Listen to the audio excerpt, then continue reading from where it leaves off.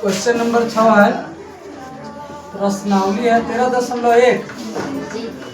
देखिए एक दवा का क्या है, कैप्सूल है। क्या है, कैप्सूल है। अब देखिए इस कैप्सूल में क्या कहा जा रहा है कि एक कैप्सूल के दोनों सिरों पर यानी इस साइड और इस साइड क्या लगा हुआ है, अर्धगोला लगा हुआ है। लेकिन इस कैप्सूल का व्यास कितना दिया है, 5 mm। पूरे कैप्सूल की लंबाई कितना दिया है, 14 mm। अब देखिए इसमें कै भाग बन रहा है, तो 3 भाग बन रहा है, 1 2 3। 3 भाग में देख रहा है, इधर वाले सिरे पर और इधर वाले सिरे पर 2 अर्धगोले हैं, लेकिन बीच में देख रहा है क्या बन रहा है, बेलन। क्या बन रहा है, बेलन। तो देखिए हमको बेलन की ऊंचाई तो चाहिए ना, कि नहीं चाहिए। अब देखिए पहले हम यहाँ लिख लेते हैं, दिया है, क्या लिखेंगे, बेलन का व्यास कितना लिखेंगे, 5 mm।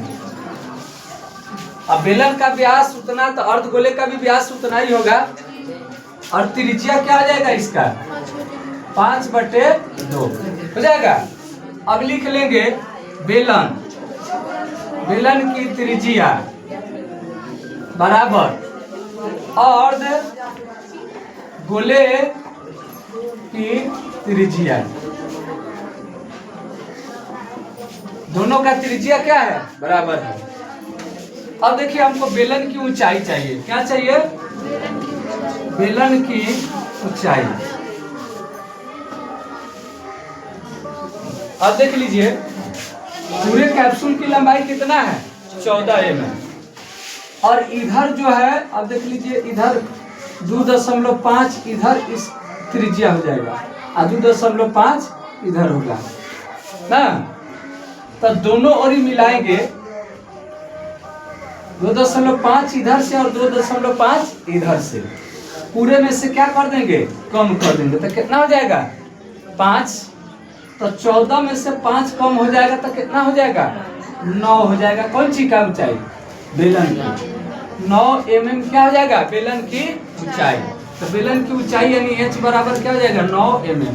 यानी 2.5 त्रिज्या इधर से और 2.5 इधर त्रिज्या, दोनों तरफ से क्या हो जाएगा, 2.5 और 2.5 मिलके कितना होगा, 5 होगा। तो हम क्या कर लेंगे, 14 में से क्या कर लेंगे, 5 घटा लेंगे, जो आएगा वो क्या हो जाएगा, बेलन की ऊंचाई आ जाएगा। अब देखिए इसमें कह रहा है कैप्सूल का, अब क्या कीजिए, संपूर्ण पृष्ठ का क्षेत्रफल ज्ञात कीजिए, यही ना कहा जा रहा है, पृष्ठीय क्षेत्रफल ज्ञात कीजिए। तो आप देखिए लिखेंगे, अगर आप अलग अलग निकालना चाहते हैं, जैसे 2 अर्धगोला को जो है एक बार निकाल ले, एक बार बेलन को निकाल ले, तो वैसे भी कर सकते हैं, नहीं तो एक साथ निकाल सकते हैं। ठीक है, तो कहिएगा तो एक साथ निकाल देंगे ना, तो अलग अलग निकाल दें। चलिए निकालेंगे, अर्ध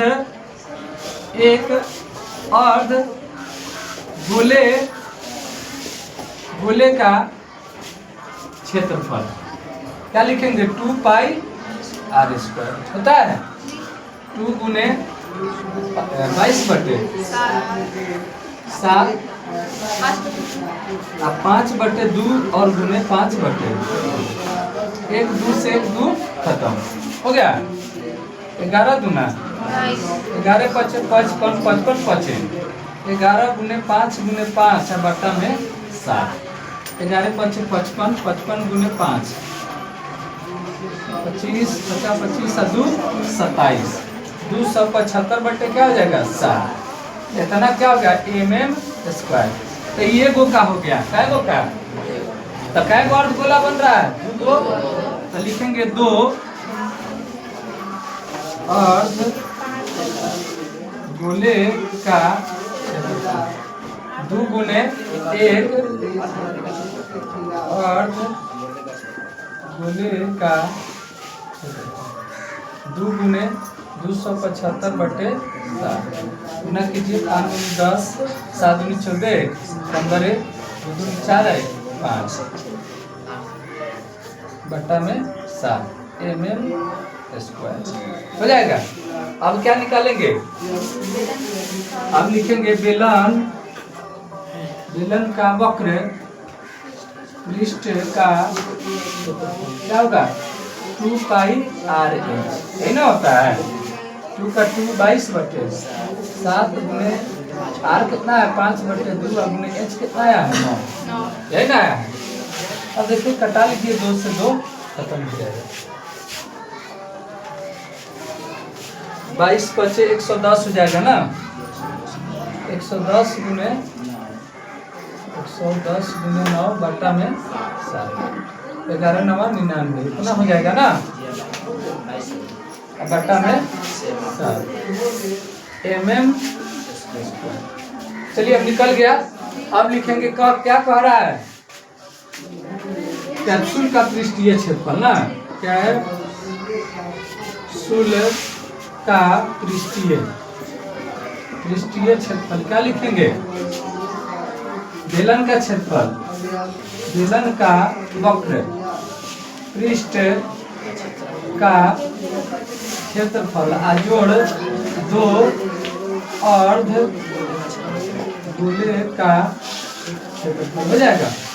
चलिए देखिए बेलन का क्षेत्रफल कितना आया 9 से 90/7 जो इसका कितना आया है 550/7, एलसीएम कर लीजिए 7 हो जाएगा। 9 से 90 जोड़ 550 हो जाएगा। 9 5 1440 0 9 5 14 1550 बटे कितना हो जाएगा 1540/7। अब कटने वाला है, कटा लीजिए। 7 दूनी 14 7 दूनी 14 जी 220 mm²। देख लीजिए यही होगा।